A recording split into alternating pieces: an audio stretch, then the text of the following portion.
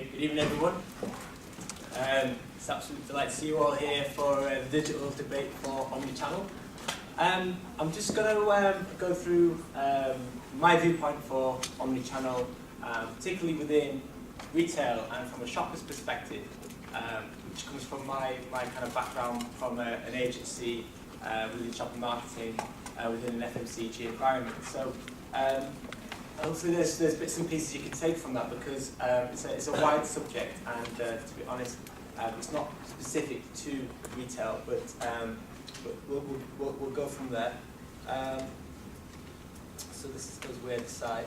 So my name is Ross McIntyre. I'm head of digital at the agency, and we as an agency have been around for 6 decades now, and we have seen shoppers' attitudes, behaviours change quite a lot through that time, and more so within the last 5 years, as you can imagine, with the introduction of smartphones and tablets and purchasing online. So it's a very interesting topic, very, very topical and relevant today. So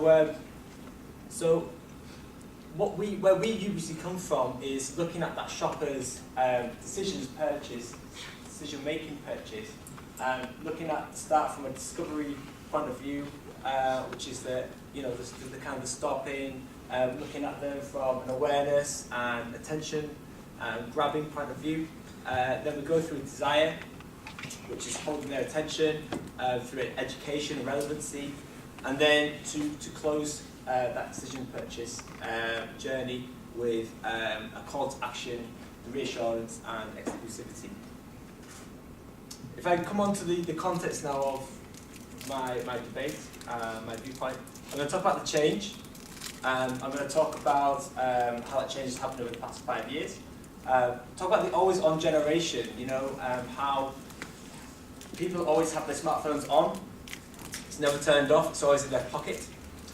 Look at that opportunity there from a shopper's point of view, a retailer's point of view, and from a manufacturer's point of view, and look at that future shopper experience. So I like throwing this slide in with a lot of presentations that I do, because it really sums up what has happened within the past few years. We look at the landscape in the high street, and a lot of these names are still there by the skin of their teeth. Some are not there anymore. But what we can generally say about these brands and these retailers is that, unfortunately, they haven't really grasped Omni-channel early enough to really capitalise on the opportunity, and they've really struggled, really struggled. So it's really interesting to see how big high street brands have really fallen because they've not moved quick enough. So we look at Omni-channel, and we think about what Omni-channel means. Well, it really means melding together the advantages of an in-store experience with the information-rich experience of online shopping. And that really is summed up with building bridges between the online and offline worlds. And I've just tried to show you how that can work where we were, which was very much a single channel where the shopper would go into store, purchase, and then come back out at the end. There's the multi-channel, which is still looking at channels in isolation. And people kind of get a little bit confused between multi-channel and omni-channel. But what Omni-channel really showcases is that a shopper will use several touch points through that user journey to purchase. And they will they'll go into social media, they'll be on their phone waiting for a bus stop, waiting for the bus, and they'll be on a lunch break. And that really does all combine together to that end result, which is a purchase of the product. So that's where Omni-channel really comes in and wins. Now, Procter & Gamble, the king of advertisers, this is their global brand building officer, and he actually says that digital marketing today is almost dead. No longer can we look at it in isolation, against other channels. It really is a tool that needs to be used as simply another channel. And in fact, digital should really be looked at first. And then the other marketing, promotional messaging, communications, such as TV, print, should follow on from there, because typically search can start will start online. And therefore, a presence online is really, really important. If we just have a quick snapshot of where we are at this moment, grocery sales will double by 2016. That's massive, absolutely huge. Okay, you think about the infrastructure they've got to put into place to make that happen. It's not easy, but that's what the consumers and shoppers are gearing towards in terms of how they are purchasing today. Smartphones are very, very accessible, quite cheap, and what we've also noticed is that a lot of research for grocery is starting online. Okay, and these are low purchase items, but they're still looking at reviews, they're still comparing prices on the internet. So that's very important. The touch points, as we've just talked about, has grown. Okay, smartphones, tablets, TVs, all that sort of stuff. And the average number of sources used to make these decisions have doubled because of that. So it's a very interesting landscape that we're playing in now. So this comes on to nicely that there is a change in habits. There's a change in habits, and you've got your smartphone in your pocket, you on your iPad before you go to bed, and you are consuming content in a very, very different way, in a very interesting way, and you're online a lot more.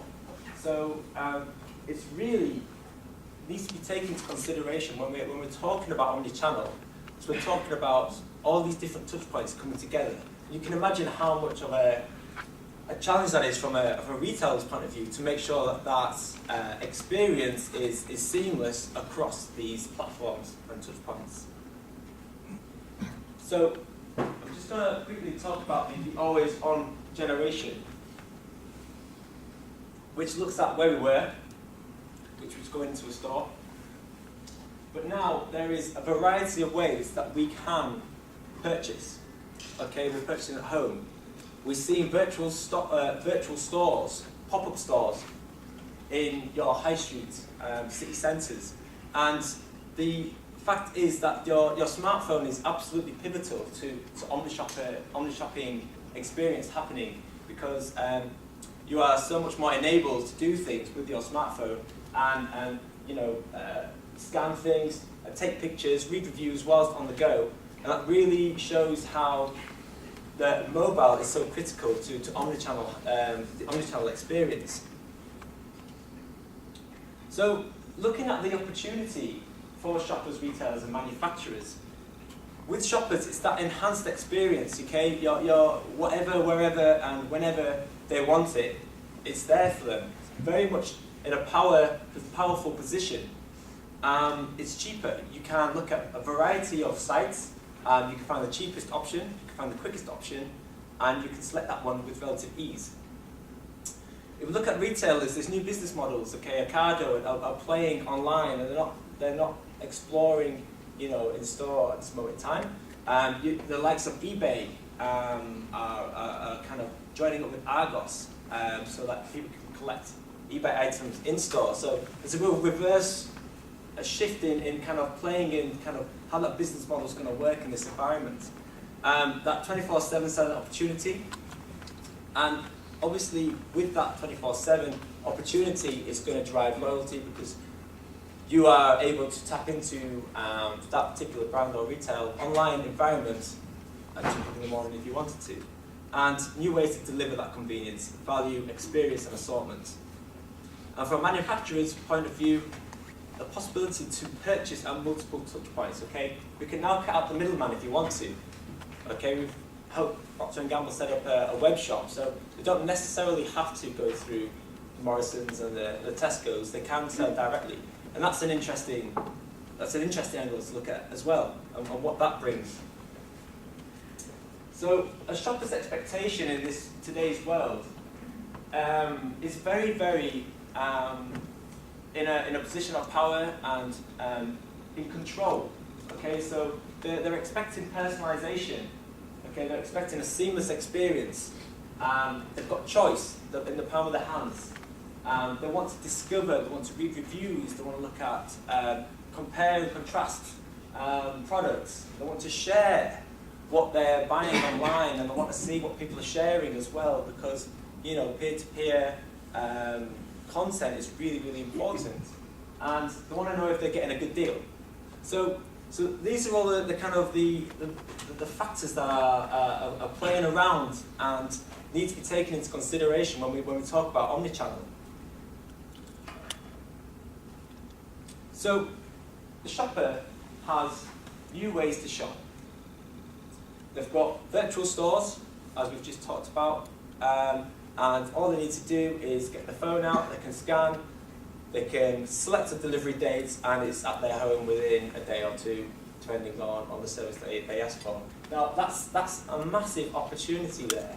We're not talking about retail space here, we're talking about, a couple of walls of products, and you're scanning them, and you're doing that at the bus stop. It's incredible. You're waiting for a bus, you're doing your shopping. I mean, you would never thought you were going to be doing that, 5 years ago, but you can. And that's very much showcases that today, we are working in a very different environment to where we were, and the opportunities there are really, really vast. From a retailer's point of view, they're seeing innovative ways to engage with the shopper, whether that's through payment, through point of sale, and what you're seeing is a real kind of race to try and understand what is the most convenient, cost-effective way of delivering a service in this omnichannel environment that really honours that expectation that the shopper is wanting. So we're looking at the self-checkouts in Tesco's. You're looking at scanners in warehouses there to bulk buy Costco's and Macros. You've got click and collect. And very recently in the news, Waitrose have started to do click and commute, where on your way to work they've got lockers at tube stations, and you collect your shopping whilst you come back from work. That's fantastic. You can order online, you can pay in cash. That's something that Walmart introduced. And new ways of payment, contactless payments really come into fruition, and mobile in-store promotions, virtual stores, augmented reality. The list goes on, and all these are playing a real part in being in a shopper-centric environment. So, manufacturers, previously it was a one-size-fits-all. Okay, your marketing message, TV, print, in store.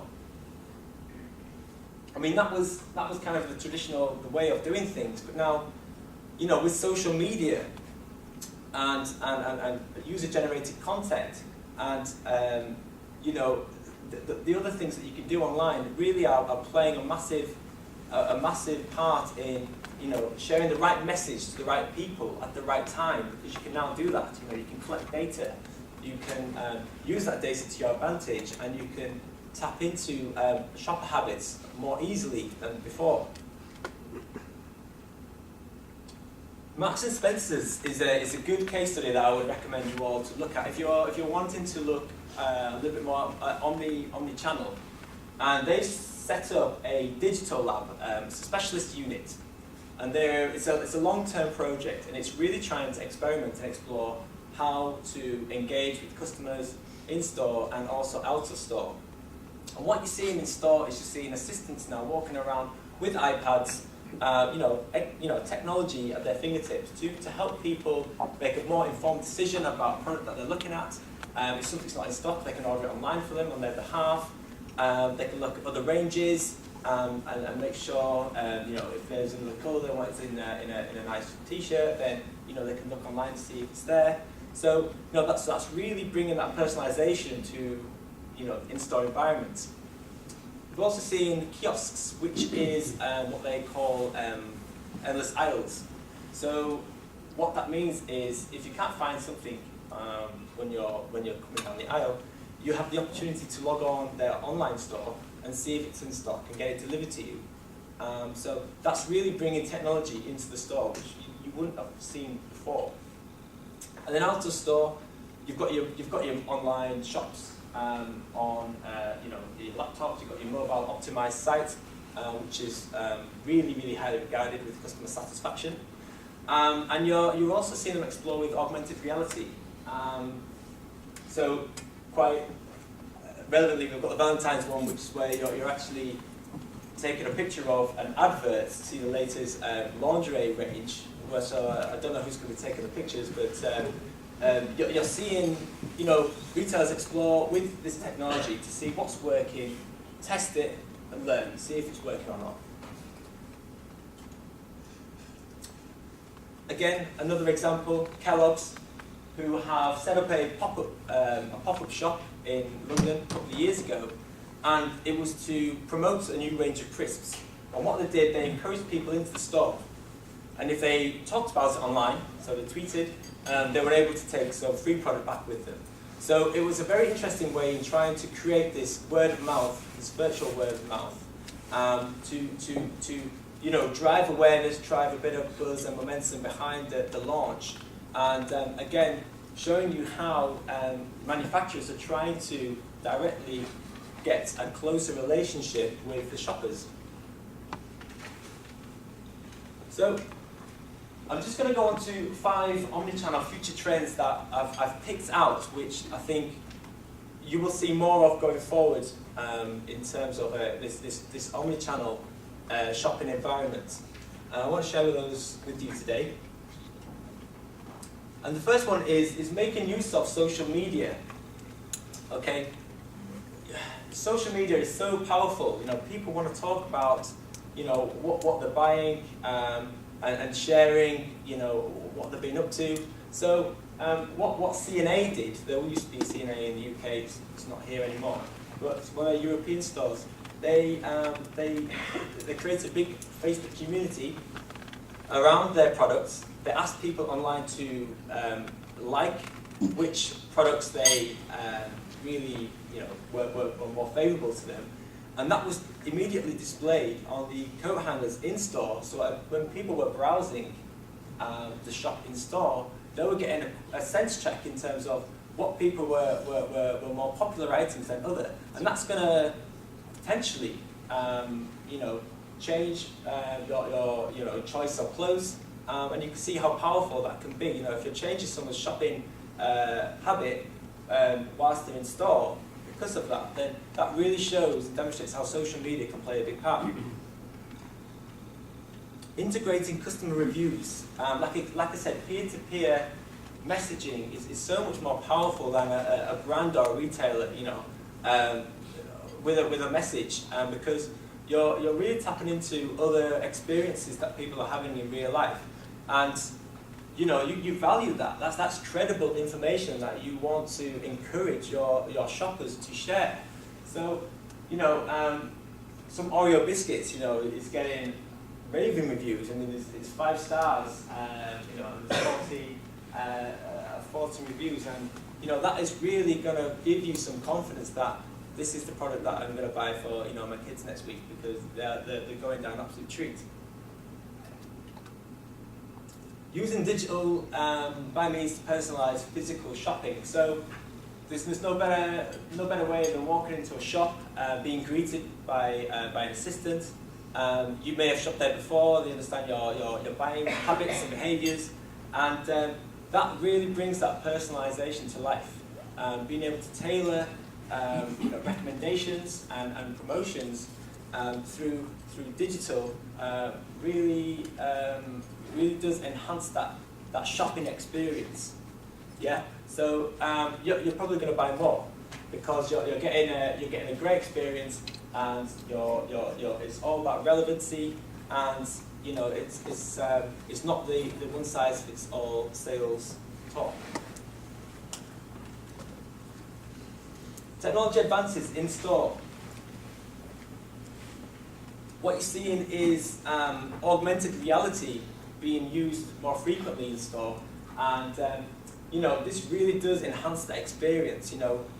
Particularly with beauty care. You're wanting to find the right foundation for your face, or the right colour eyeliner.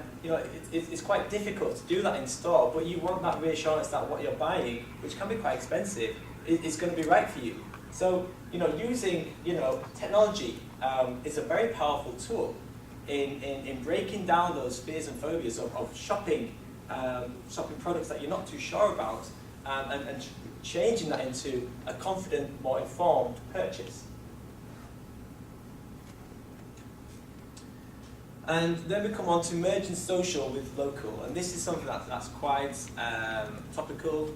I don't know if you've heard about Foursquare and Microsoft investing in Foursquare at the moment, because people, this is tapping into relevancy, very much so, and people in the area checking in, and businesses being able to send them offers and sales events, information.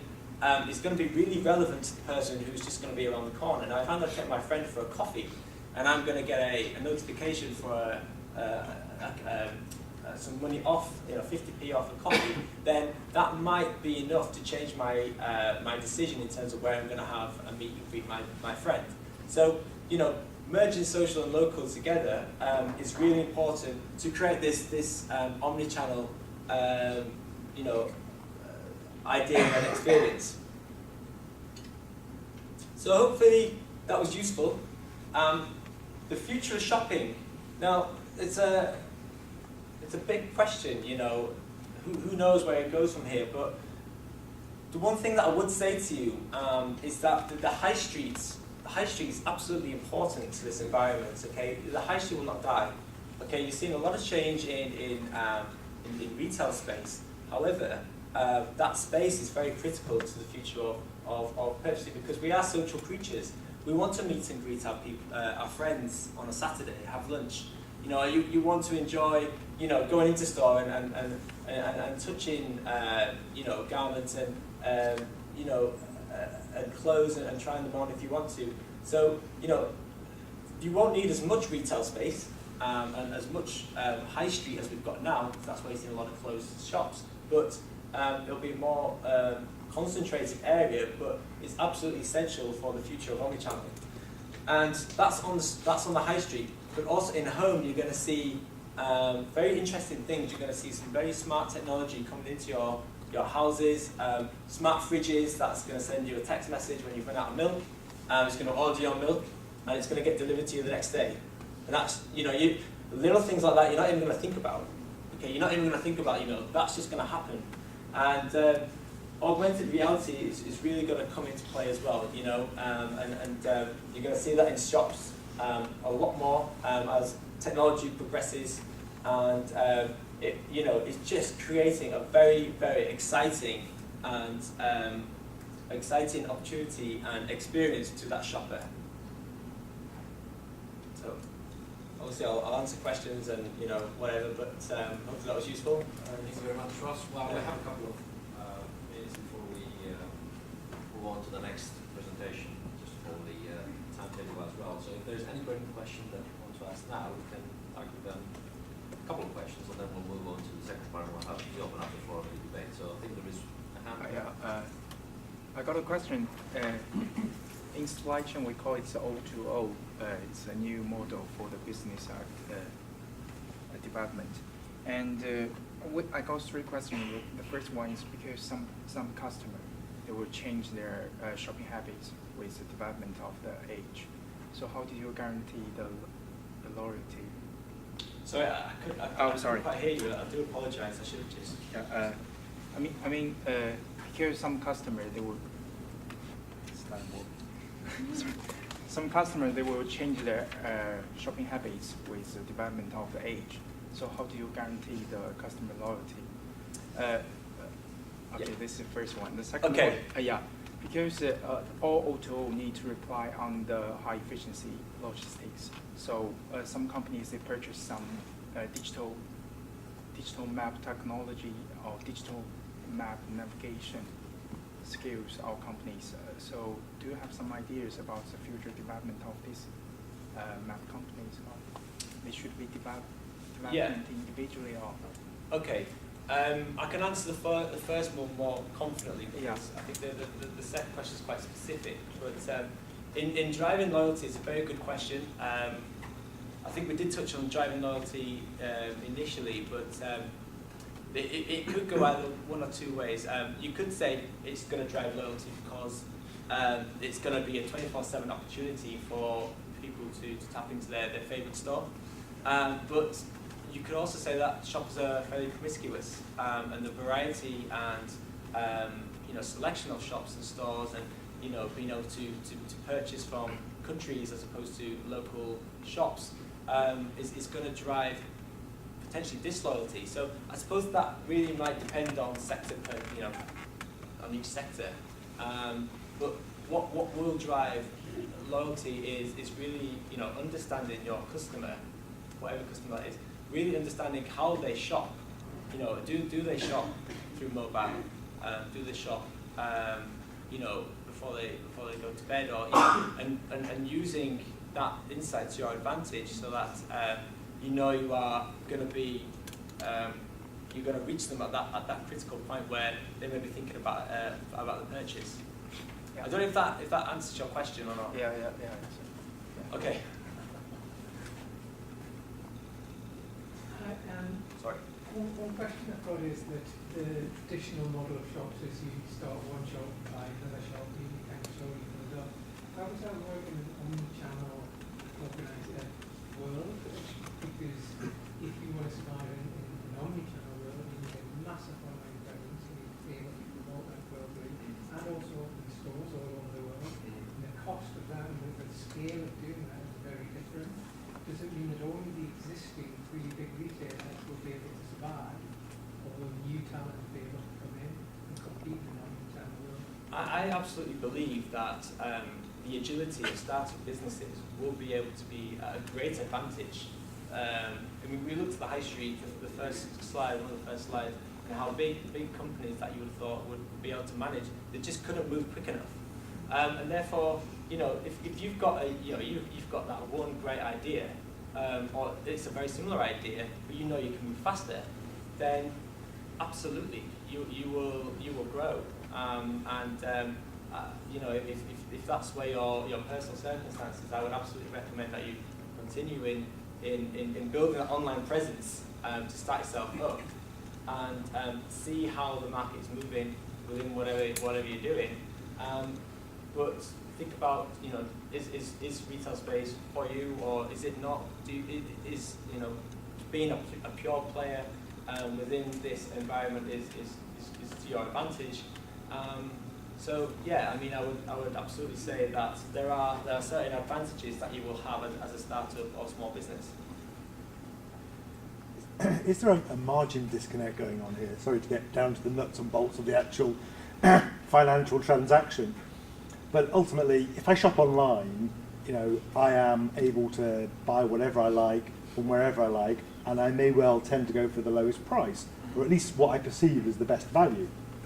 Whereas what you've described in terms of the physical retail is now expensive. I've got a lot of technology on show. I've got staff who are going to be much highly trained than current staff are in the retail environment, deploying technology in a way that's actually going to be require them to have very substantial skills. If I have a pricing policy that works offline and online, which in omni-channel I have to, where's my margin going to come from? Because my online sales are going to either be crippled by I'm charging too high a price, or my offline sales are going to be heavily subsidised by my other activity because I'm not covering my costs. It's an interesting point, and what I would say is, what does your business look like if you don't embrace omni-channel? If you don't make that investment now in technology, in upskilling your staff, will you just end up like another high street retailer like Zavvi or Habitat who haven't moved with the times? And shopper habits are changing. We've got the next wave of generation coming through in terms of this is just second nature to them. They probably won't even be talking about this because it's just like it doesn't mean anything. Of course I'm going to buy up my phone whilst I'm waiting for a bus. It's not a problem. And I think again you've got to think about where you're playing in, what your market is. But it's pretty wide. It's a pretty wide statement and trend that omni-channel and people purchasing online and expecting to purchase online because they feel very much empowered with devices in their hands. That's probably the way it's going to go, and that investment probably needs to happen sooner rather than later. I guess I was making the same point when I said what I said. I guess I can't see it in the high street because it's always going to be priced out by the retail online. And I think that the more shops are closed in the high street, the less reason there is to go to the high street. If you go to the high street, there's 4 stores instead of 40.